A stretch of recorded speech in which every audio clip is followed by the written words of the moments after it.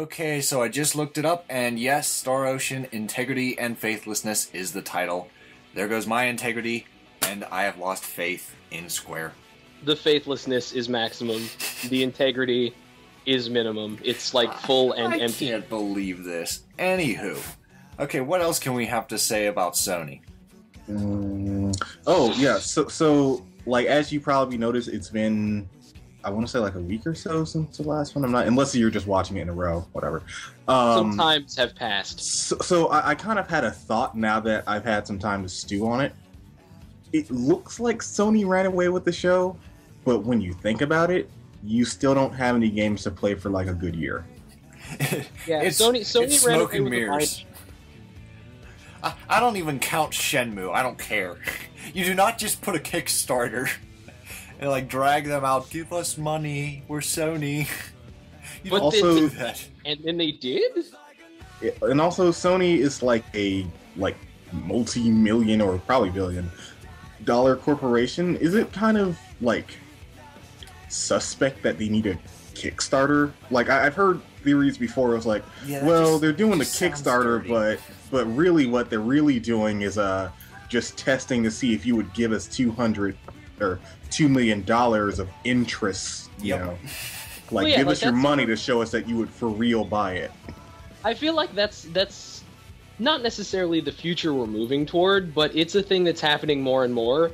Folks, and I mean, I probably would be okay with this future on paper anyway, but, you know, folks who are from AAA or who have backing going to Kickstarter and saying, hey, guys, we want to do this, and we've heard stuff out there in the ether, so if you guys are willing to put down $2.5 million or $3 million for X project, then yeah, we'll totally make X project. Like, yeah, that shows you will buy it. Right. And I would love the future in which game production companies make us games based on the fact that we want them. Yeah.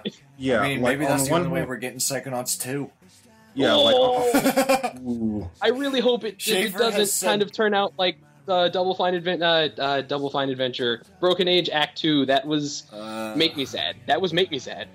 Because Schaefer said multiple times it's about the fans and making sure that they do want it. Mm-hmm. Yeah, like on one hand, it's one thing to like, oh well, you know, sign a petition to show us that you want to play Chrono Trigger 2 or whatever. Mm-hmm. But it's kind of Metroid Prime.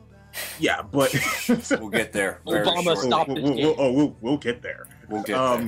Okay. But it's a little bit different to say, all right, real talk. Everybody who wants this game, cough up $1, and then you look up and you just have like $2 million. Yep. Then you know, oh, these people are for real, just putting their money where their mouth is. We can just make this game, and we know these people will buy it because they already gave us some money for it. That is true. If the future is we put our money where our mouths are, and that translates into they put games where our hands and faces are, I'm down. I for one welcome our new Kickstarter based master overlords. See, that seems too good to be true, but I'll stay cautiously I can talk.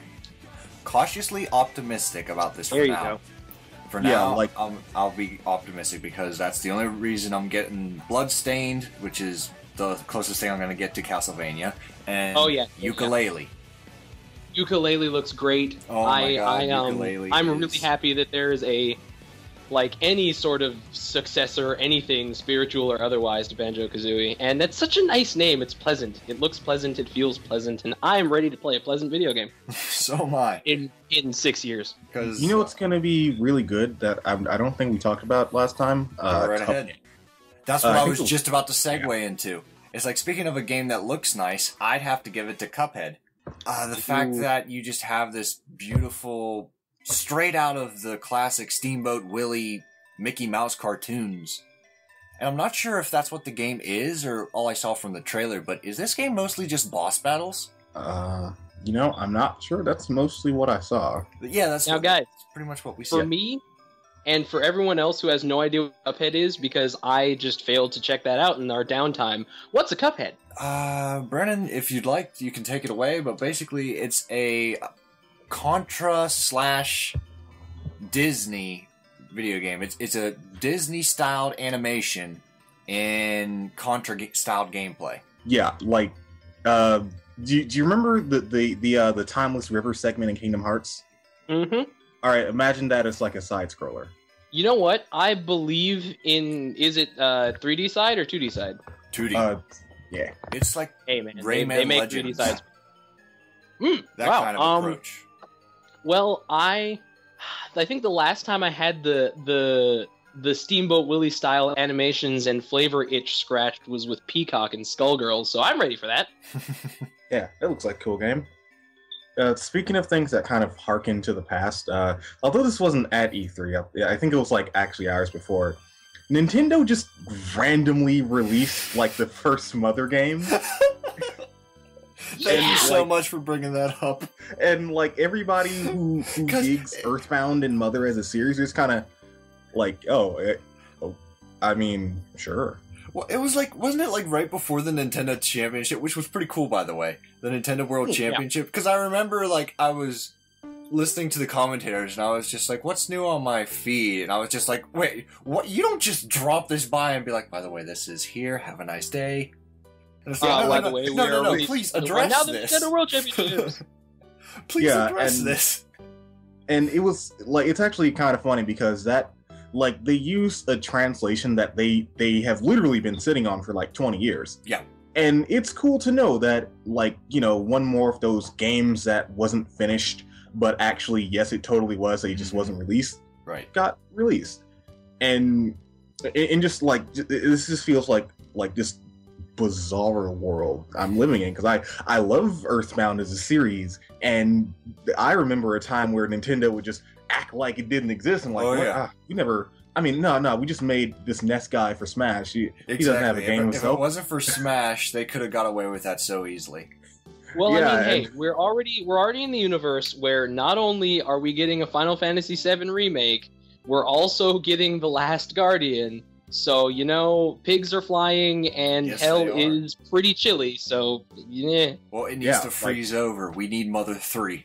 Yeah, like, after lighting a dude on fire last year, Reggie was kind of like, I mean, we don't have anything to announce, but, I mean, keep hoping. And something else I'd really like on the Nintendo eShop so bad is a legit release of, let's just call it Seiken Densetsu 3.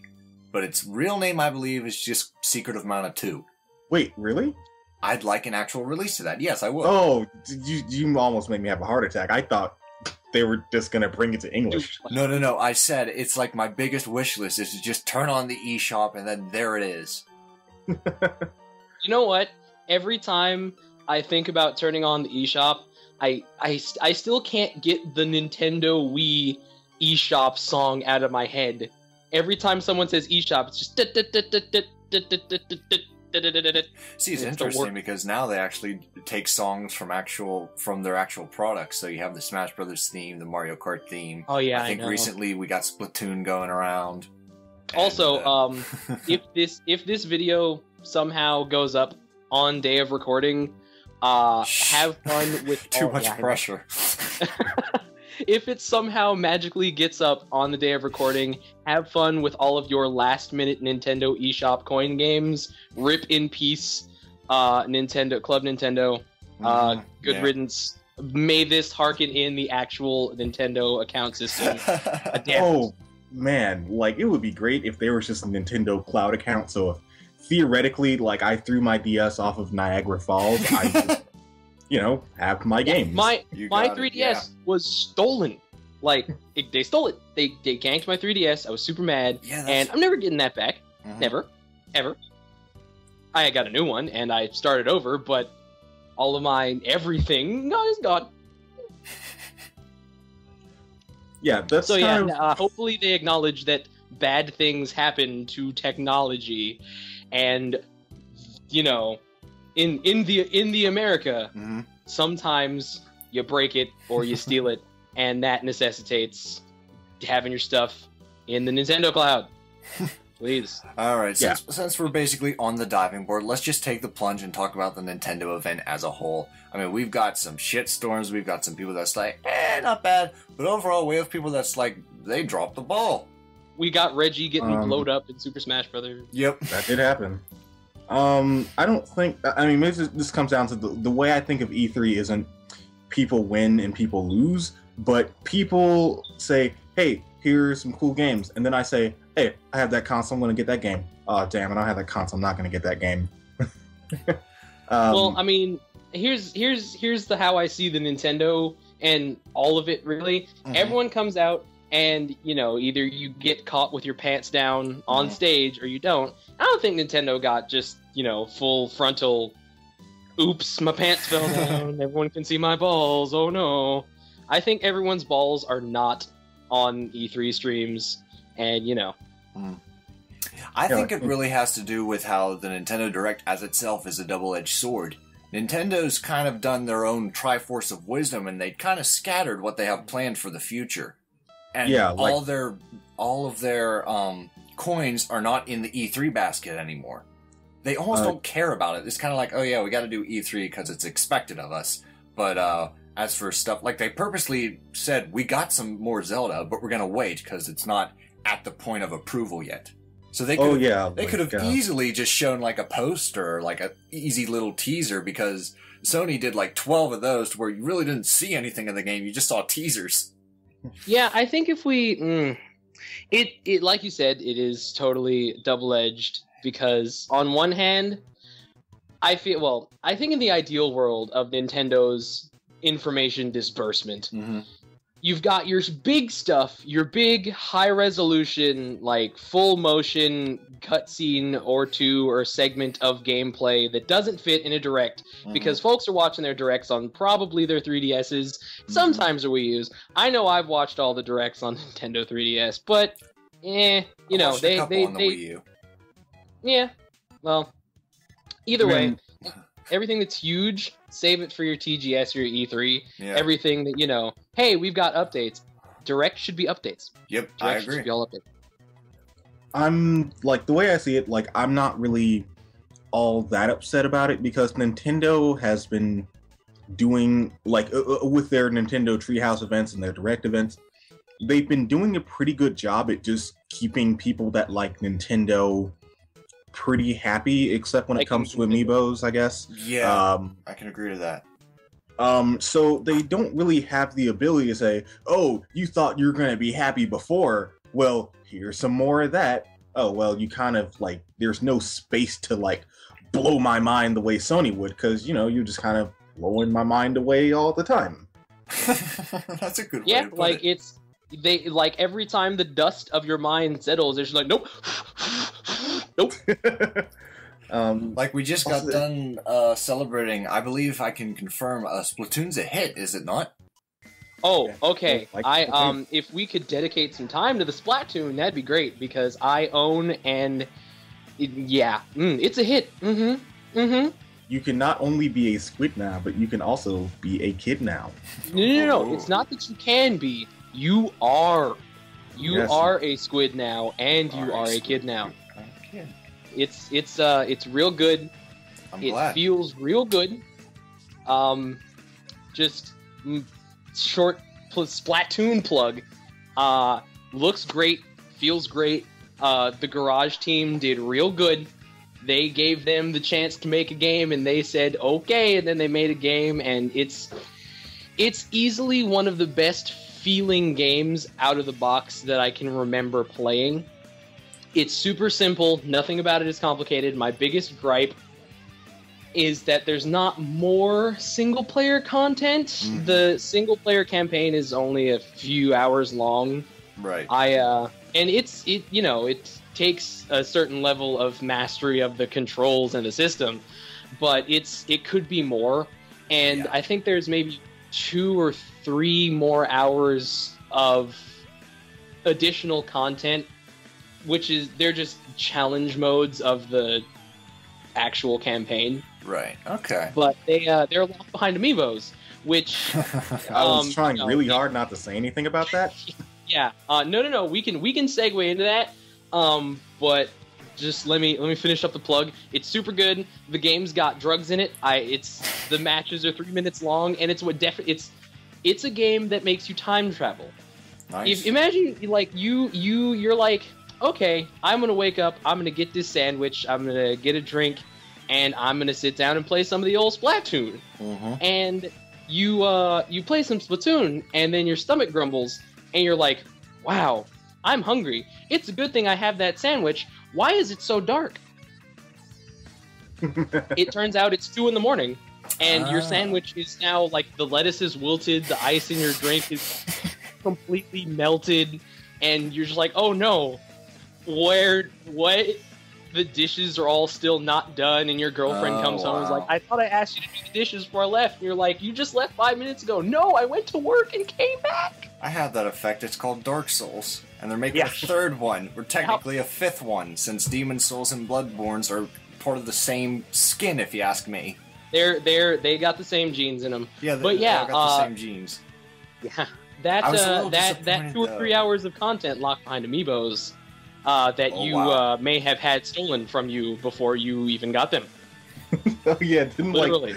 like the entire UK just like didn't get it because someone stole the truck. Wow. The truck. That's the thing that. That's the thing that makes me think that Nintendo's not doing this on purpose, because it's like, for a minute it felt a little bit like, no, they knew that this was a scalper's market. But that was just when the market was real gray. Now, see, now there's a here's heist. a question. There's been a legitimate heist. They stole the truck. We've moved into full black market status. There's a legitimate Amiibo black market. Now, see, here's my question: was this hijacking set up by Nintendo because they're on such good terms with scalpers? So now they're delivering things directly to the scalpers and making it look like a heist? I think that's a little bit. A game conspiracy. That's too much of a work. If it were that deep of a work, I think it would be getting more Nintendo press. Well, they obviously don't want you to know about the Nintendo conspiracy where Reggie Feels Anime just delivers your special 3DS to your scalper door so you can sell it for double the price. No, I think if it were that much of a work, I think that Iwata would be coming on to Nintendo Direct and saying, "Please understand." Oh my! Please understand, we did not do this on purpose. we apologize for the actual black market status of our Amiibo figurines.